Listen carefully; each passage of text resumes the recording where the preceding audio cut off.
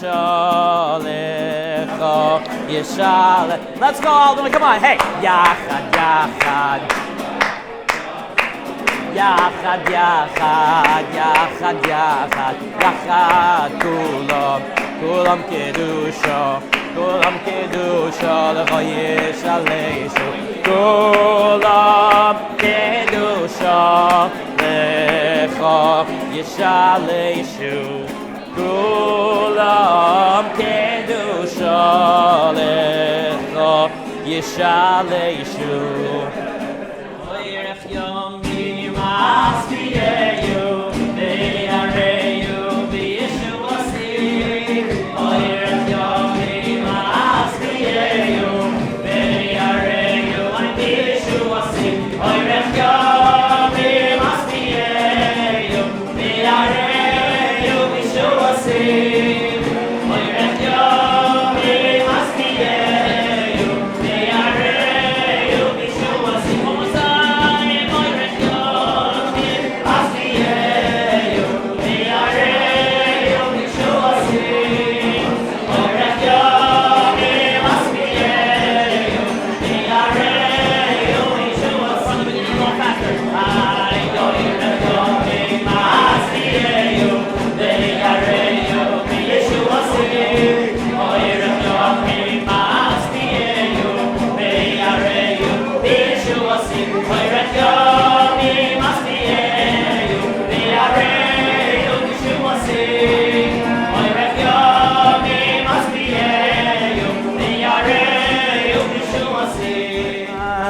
Welcome to the first Altneu Tu Bishvat Seder, so to speak. And I want to give credit where credit is due to our very dear members, Kenny and Wilma Ashendorf.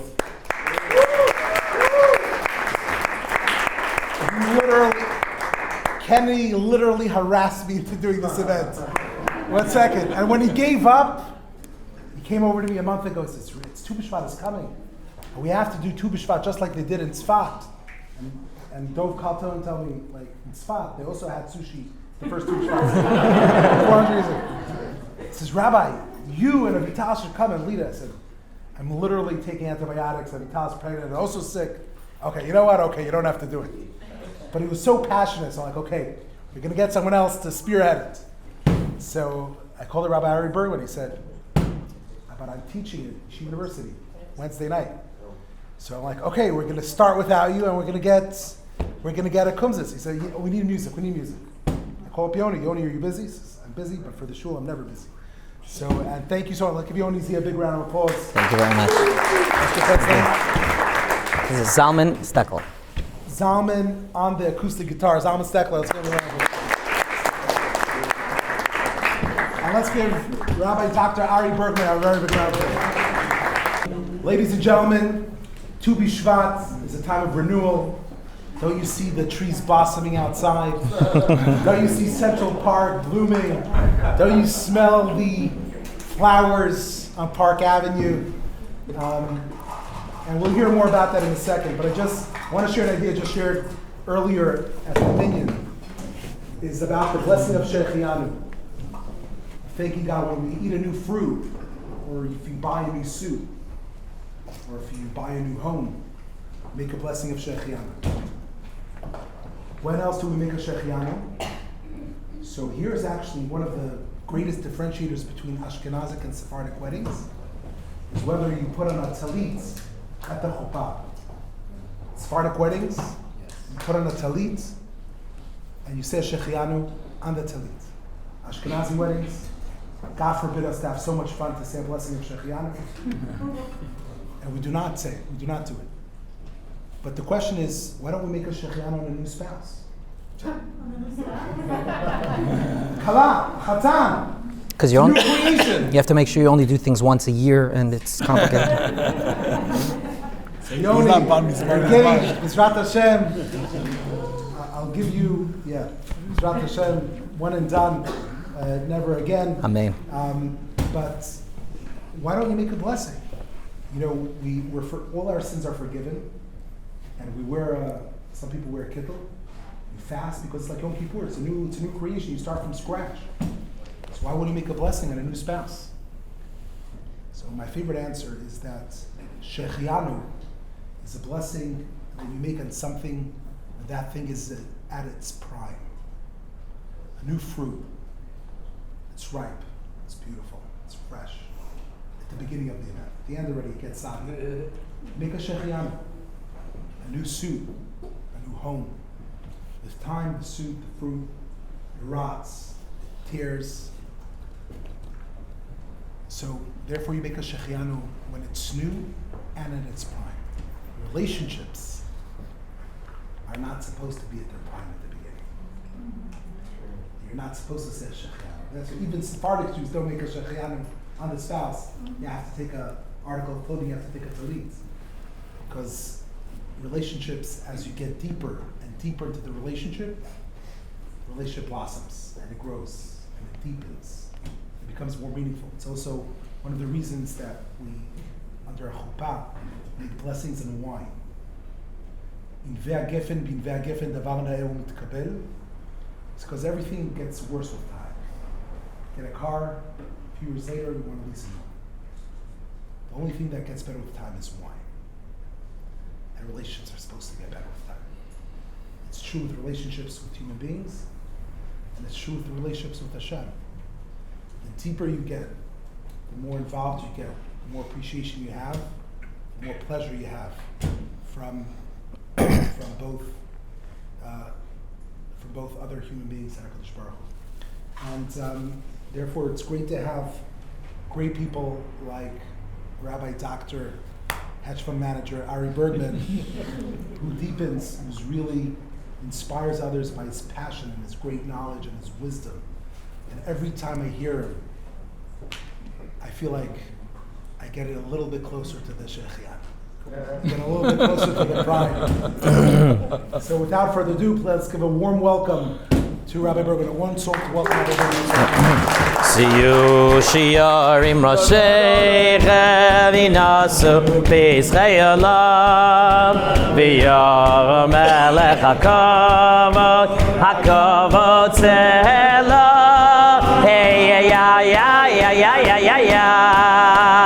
ay ay ay ay ay Did it die die die die die die Did it die die die die die die Yeah, I see you Shiarim Roshechem V'Nasu B'Yisrei Olam V'Yavoy Melech HaKavod HaKavod Tzelo Ay ay ay ay ay ay ay ay ay ay ay ay ay Did it die die ay ay ay ay ay Did it die die die die die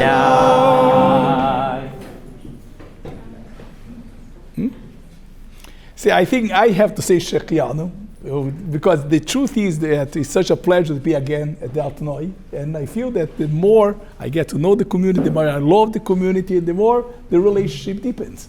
So we didn't get there, but we're in the process of the Shechianu. So Tu Bishvat is a very interesting idea, right? The Tu Bishvat is a minhag, is a custom that was already brought in the earlier sources, that we celebrate Tu Bishvat. Even not in Israel, we celebrate by eating fruits, any fruits. And the question is, what is Tu Bishvat? So Tu Bishvat is a very interesting, the Mishnah Rosh Hashanah quotes that there are 4 cutoff dates. Tu Bishvat is the Jewish Groundhog Day. What does it mean, the Jewish Groundhog Day? We all know that the groundhog looks at basically his shadow, and he realizes that's half of the winter to come. So the Talmud says the following idea of Tu Bishvat, that in Israel, you have the idea that all the fruits that grow, you need to give maaser. You need to give truma, you need to give a piece to the Kohen, a tithe to the Levi, and you have to have cutoffs, meaning each year creates a new batch. And you cannot take maaser from one year to the next year. So Tu Bishvat is the cutoff, that the new year of the fruits start. It's called Rosh Hashanah La'ilan. It's Rosh Hashanah to the Ilan. We're going to talk afterwards what the Ilan means. That's the Rosh Hashanah. So it's a technical idea that in Israel, the maaser of one year has to be given to all the fruits that blossomed before Tu Bishvat belong to the year before. Any trees which will blossom from now on belong to the next year. But the question is, this is a technical idea of Maaser. What does it have to do with us? And the worst is we celebrate in Chutz La'aretz, and we eat fruits that they're not even from Israel.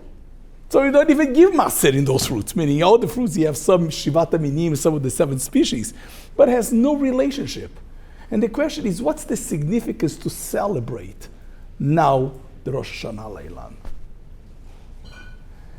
Says the Bnei Yisachar says, and the Tzodek, a very, very amazing idea. Because the Gemara says like this, why is the Rosh Hashanah, why is the cutoff day Tu Bishvat? What's unique about Tu Bishvat? So the Gemara says the following, because the trees in Israel, there is the winter, and the winter is called the Shachevet, is when the trees rest, they don't give fruit, but they get the sap, they get the rains. In Israel, only rains in the winter. So they get the rains. In the middle of the winter, right now, the trees have already enough sap to last them and to give fruits over the summer and the continuing year. So Tu Bishvat is a cutoff because it's the middle of the winter. That despite the fact that there is still a winter to come, they have already enough water, enough sap to last them and to bring fruit. And this is the day of Tu Bishvat. The half of the winter usually falls half the winter. This year is later because it's a Shlomo Beret, but they have enough water. And the question is, what's the significance to us? This is a natural phenomenon that the trees already absorbed enough water to be able to last them for the summer. So why do we celebrate? And worse, why do we celebrate in Chutz La'aretz, eating fruits who don't even give Maaser? So the Bnei Yisachar and Rav Tzodek say a very interesting idea. You know what's unique about today? This day in the winter has a parallel in the summer. Which day can anybody tell me that was? Tu B'Av. Tu B'Av, the place, the time I thought that the rabbi was mentioning about the idea of Shidduchim, because the day of Shidduchim is Tu B'Av. So these are the two of them. And the reason is because the Jewish calendar is 12 months, but in essence, it is 2 calendars of 6 months each. There is a discussion in the Talmud when the world was created. Was the world created in Tishrei, and Adam was created in the first of Tishrei, or was Adam created in the first of Nisan? Says Tosfot, those two ideas are real, because there are 2 calendars. The Adam in potential was created in Tishrei. The Adam in realization, in blossom, was in Nisan. There was a 6-month gap between the two. And I always ask, why did God have to have a 6-month gap between the Adam in planning, in potential, and the Adam in realization? The Adam b'machshava and the Adam b'maseh. God doesn't need permits. So why did he have to wait 6 months? But the idea is very simple. The Jewish calendar and life that we live is the idea that you get the potential from God. God creates the potential, and we here are to develop the potential. Adam and the world in potential was created in Tishrei. Was Adam and the world that we live in. Nisan was the creation of Adam in full realization, because it's when Adam becomes the Jewish nation. The world becomes the Mishkan, becomes the temple. The temple is the world brought to its realization. You realize that in the world, that's how God created.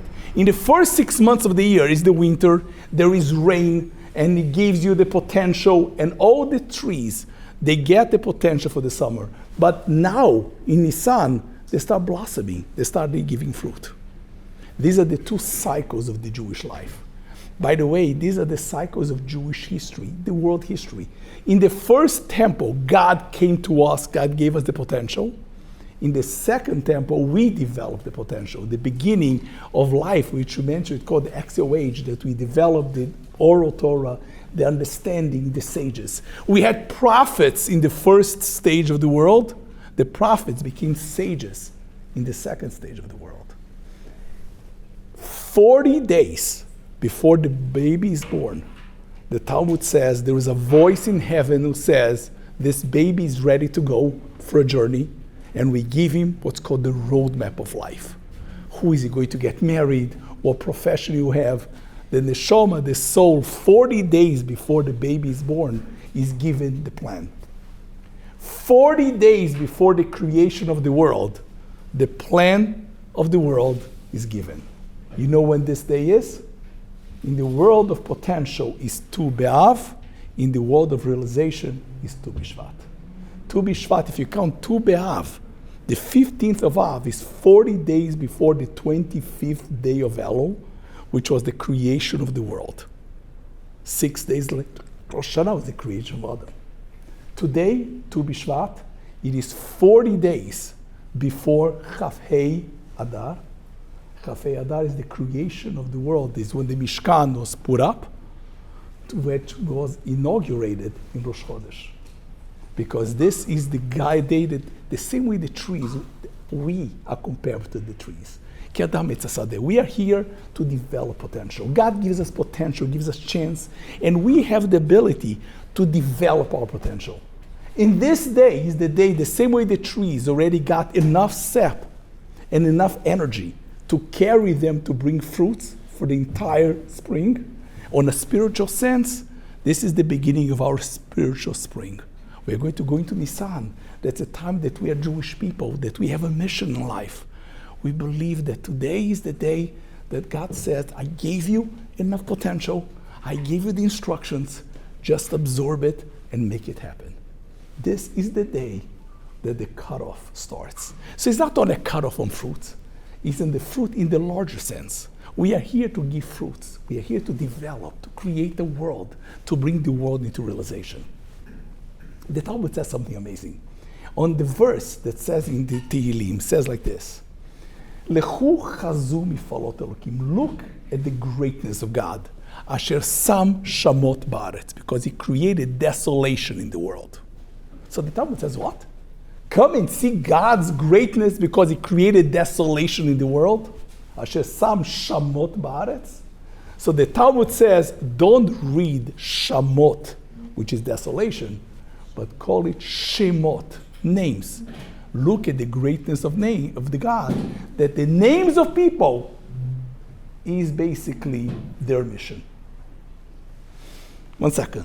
That's a very funny verse. The verse says God is great because he created desolation. We don't understand desolation and we change from shamot to shemot. This is a very Jewish way. You don't like something, you change it. What does that mean? But the answer is very simple. God is great because he created desolation. You know why God created an imperfect world? In order to give us a name and give us a mission and give us a function to make the world better. Had the world been perfect, we had no role here. In order for us to get a name, and our name is our mission, this is why the world was created and imperfect. So the Talmud is saying, yes, look at the greatness of God because he created a world full of desolation. Why? Because don't see the desolation, but see the Shemot. This is the name that we give. God created an imperfect world. Look at the baby, right? The baby was created with the foreskin. And the Torah tells you, take away the foreskin. If God doesn't care the foreskin, what's the purpose of creating the foreskin in the first place? And that was Turnus Rufus, the one of the Roman ladies, asked Rabbi Akiva. And he said, you know why? That's exactly it. Because God created an imperfect world to allow us to make it perfect. God created a world in potential, but it's not realized. And we have our mission to turn it into a world of realization, to make it blossom. On the day of Tu B'Shvat is when it's the time that we realize that the mission is here, the winter and the water and the potential is here. Now is our test to make it happen. We have 40 days to get prepared. When you go to Nisan, you realize Nisan, we start the Jewish nation all over again. We tell the story of Mitzrayim. We tell our children, is the renewal of the Jewish people. Is the renewal of the people who are here to make this world a better world. This perfection of the world, it's our mission to bring realization, to bring fruits to the world which is so desolated. The day of Tu B'Shvat is the day that we say, you know something? The mission was given. I have the potential to make it happen. How do I do that? We have 40 days to plan. 40 days were the days that Moshe Rabbeinu was in Sinai to get the Torah. This is the day that we have to learn our mission, to look at our own names. You know that God, before he gives the bris milah to the Jews, he says, Ani kel shakai, I am the God Shaddai, the one that we have in the mezuzah. Shaddai, what does that word name Shaddai of God? Says the Talmud, Shamar leolamodai. This is the God who told the world, stop. So the Talmud says, because the world was growing and growing, God said to the world, stop. Says the Beit HaLevi, not only God, when the world was created, was becoming larger, was becoming perfect. And God told the world, stop on its tracks, don't get to perfection. You know why? To allow humans to bring it to perfection. This is our mission.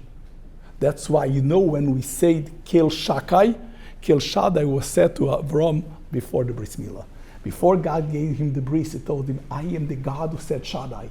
That's why I created an imperfect world to bring you perfection. That's why the Jewish custom is when do we give the name to the babies? By the time of the brit milah.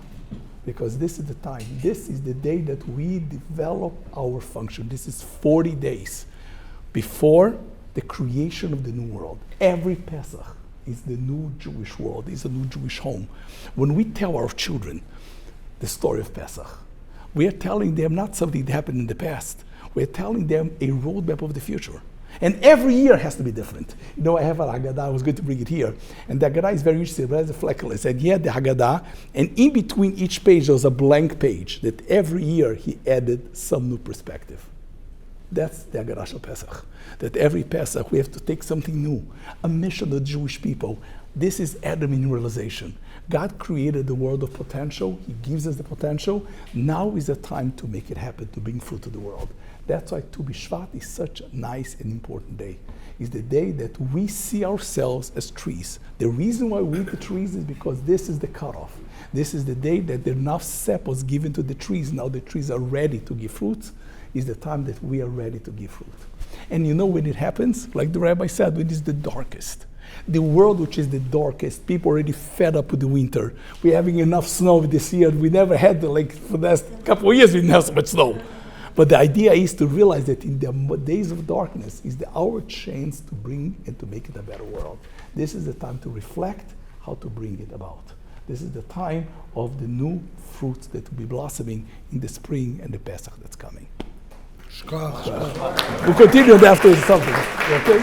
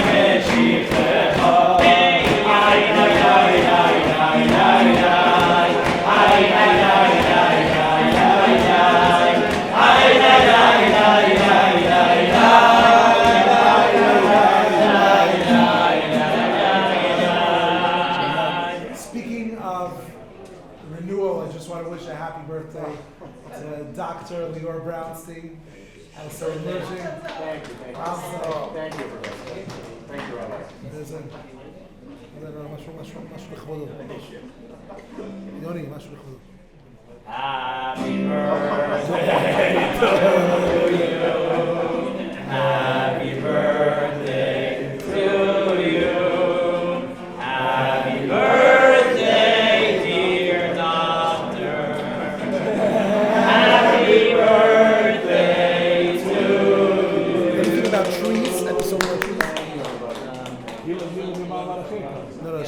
Any song about trees.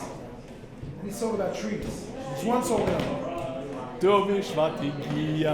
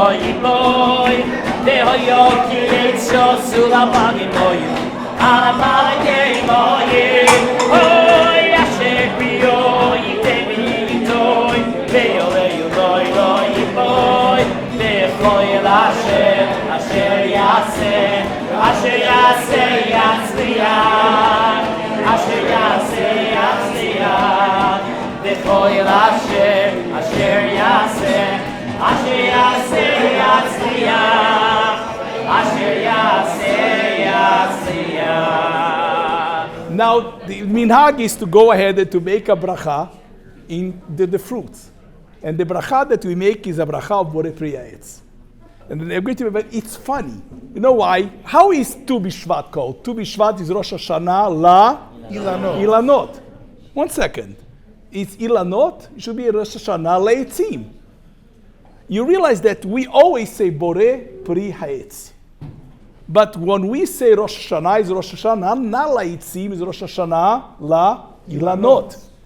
The bracha that when you see fruit, when you go out in the month of Nisan and you see any trees which are blossoming with flowering, what bracha you make is called Birkat Ha-Ilanot. So 1 second, why sometimes we call Etz and sometimes we call Ilan? By the way, the word Ilan, is it a Hebrew word? The truth is, it's not a Hebrew word. It's an Aramaic word. Ilana is Hebrew. Huh? Ilana is the Hebraization of the Aramaic, but it's an Aramaic word. And it's funny because the Targum, the translation of Aramaic, sometimes it translates etz as Ilan, sometimes it translates etz as Ah. As an example, last week's parasha, Vayashlech etz, Moshe threw a piece of wood into the water. It says, V'sholich Ah, doesn't say Ilan. But when it says that God created etzim lemachal is Ilana.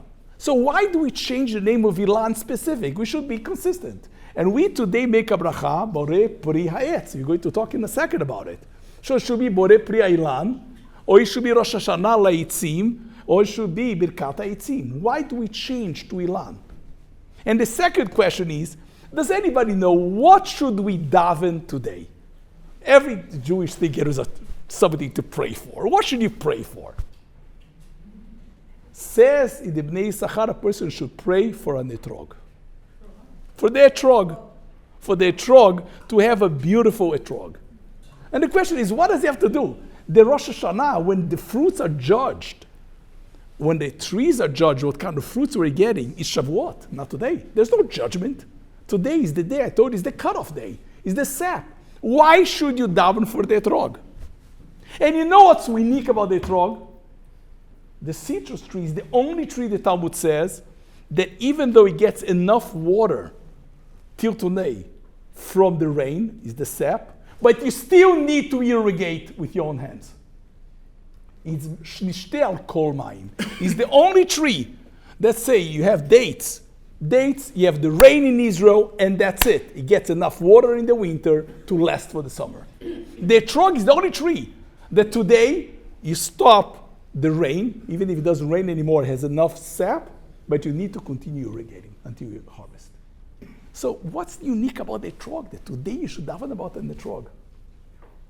But people, I think the message is unbelievable in both. You know what the word Ilan, unique about the Ilan is? What is the numerical value of the word Ilan? Everybody, mathematical? 61. 91. 91. Says the result 91 is the combination of two of God's names. The name, the tetragrammaton, Yud Ke Vav Ke, is begimatria. How much? 26. And the Shem Adnus, Aleph Dalet Nun Yud, which is my master, is begimatria 65. Altogether is the word, is the concept of 91. What else is 91 in Jewish law? Amen is also 91. So why Ilan, this Aramaic word, is so important that has this combination? But people, in life, is something amazing. In life, we are given a mission, and we have to go and we have to work, and we have to put our own efforts. But in life, it's great to put your own efforts. But you know what happens? We think that we control everything, and in life, we don't control everything. There's a great book called Dance with Chance. Dance with Chance is something called the fallacy of control. You know what the fallacy of control is? That we fool ourselves that we control everything. When people say, I want to dot every T, I will dot every Y and cross every T, and I don't want to take chances, those are 4 psychologists who say, in life, you always are taking a chance. And they made a study, I mentioned I think before, in the aftermath of September 11th. On September 11th, when it happened, I remember it was straight in the market. The first thing that happened was the airline stocks went almost to zero. Because people said, you know something, I'm not going to take an airplane again. If I have a crazy guy taking over the airplane, I want to control my own thing, and I'm going to go ahead and drive instead. So what happened? People, instead of flying, they drove. So these 4 psychologists says, let's see if this was a smart decision or a bad decision. If you look at any traffic accidents, any air casualties. In the year 2002, there were 0, and the year 2003, I think there were 10. But if you look at car accidents, how many more people died in car accidents because more people drove? You had at least 15,000 people that died more. Because you think that when you drive, you're in control. You're never totally in control. You're in control of your own driving. You're not controlling somebody else's driving. You're never in control of the rain. You're never in control of anything. In life is always a partnership. In life, we are etrogim. We do and we irrigate. We do our own work. But we have to realize that we have embedded in us the sap of the water, completing the chains that we don't have. There is such a thing called bitachon, that in life we trust in God. Where is the source of the commandment to trust in God? Says the Meshech Chochmah, because the Meshech Chochmah says something beautiful. He says, we don't believe in God, we cling to God. We live with God. You know how you know that you live with God? Because you know that in life you always need Him. But you have to know it, He's always there. In life we have so many problems and we think, where is the solution? Rabbi Yonah says, don't be afraid, because the solution is already within you. The etrog is the tree that it goes, it has already sap. It has to bring water. The water is the irrigation, is the action of that we build. But we have a solution embedded in ourselves. Many times we think that we have a problem and it's a terrible thing. And in essence, was the best thing happened. I always look at the show and I don't tell the rabbis, we are very lucky to have the rabbi here. And it started, we all know, with a problem. An insolvable problem. And the insolvable problem was the solution. We just didn't see the solution. Many times we think that we have to take care of everything. And when the irrigation is not enough, we feel stuck. But you don't realize that the sap is already in. Life, there are two names of God that we carry. One of them is the Havaya, is the name of God, the infinite, the miracle. Adnus, Aleph, Dalet, Nun, Yud is my God. Is the only name of God which is the first person possessive. It's my God. My God means that I make it happen. Life is this partnership between the two names. That's the idea of Ilan. Says, the Meforshim explained, the word Ilan is to give fruit. A tree which is in the process of giving fruit, before the fruit is given, is called Ilan. And it's Aramaic. You know why? Because Aramaic is interpretation. Giving fruit is always our interpretation. That's why it's in Aramaic. But it's a combination of Havaya and Adnus, miracle and the world. We go and we do our things knowing that we have and we're clinging with God because we irrigate and we have the water within us. This idea is that allows us to function in this world.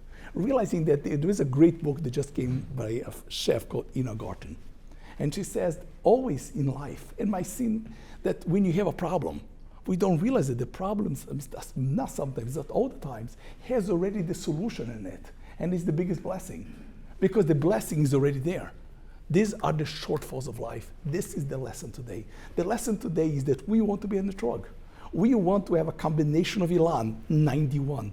We want to say Amen to God, and we say God to say Amen to our words. We are talking with each other. That's the partnership. Is the name Havaya 26 and 65, which is Adnut. Adnut is the name of my God, my actions, my interpretation. And I know that God is there. The sap is there before you irrigate. This is the lesson of life. When you see problems that happen, you don't realize that the problems are opportunities. The belief of that is the belief that we have today on the Ilan. That's why we make a bracha birkat ha'etz. It's the etz. But as long as it's giving fruit, it's not an etz, it's Ilan. That's why trees which are in the process of giving fruit, we use the word Ilan, which is Aramaic, which is the 91. And this is the idea. The reason we say a bracha, when we go to any meetings, if I want to give you a real practical way of applying it, always before you go to a meeting, people offer you a glass of water. And I always take a glass of water or a glass of coffee. Why? Because what bracha do we say before we drink a coffee or a water? Shakol nyabit vorod, that everything is His will. When you go to a meeting and we are afraid, are we going to succeed or not? You have to realize that it's already there, the success. Because God is giving us, and we are partners. We have a partner that can help me when I'm short. Shakol nyabit vorod is the bracha that sets up and reminds us that the sap is already there. We are bringing irrigation, but the irrigation is irrelevant. To realize that sometimes a no is the hidden yes. And that's why specifically to Bishvat in the time of the most darkness in the winter, to realize that the sap is there in the times of darkness and the winter. When we feel that we have lost, we have no opportunities, we have to realize that we don't have to worry. We worry about the irrigation. If the irrigation is not enough, the sap is there, and the sap is always before the irrigation. So my blessing to us is that we should daven that our lives should be a beautiful etrog. I think etrog is what our lives are. You know that the only tree that in the time of the sin of Gan Eden, when the trees, they separate from God, and it was the tree of knowledge, the only tree that did not suffer the punishment and did not go through the sin is the etrog. Because the etrog, you feel the taste in the tree and in the fruit, Chazal say. The idea is that the process and the fruit are all sweet. They have the taste of the fruit. There's no etz. The etz, even the tree, if you bite it, it's citrus. This is the life that we want. We want a life of etrog. That's why this day is the day of the etrog. For us to realize that we're never alone. We are never stuck. Every problem has the solution, and the solution is within. We just need God to open our eyes and to see the solution, to look and to find opportunities in the times of struggle. May Hashem help us. We live in a life with a lot of struggles, and we had October 7th. And October 7th was a very difficult time for the Jewish people. We have to realize that the solution, the beauty is within darkness, that the sap is already here. So instead of we say a bracha, and everybody's invited to make a bracha on the fruits. Baruch atah Adonai Eloheinu melech haolam borei peri ha'etz. Amen. I'll take a fruit.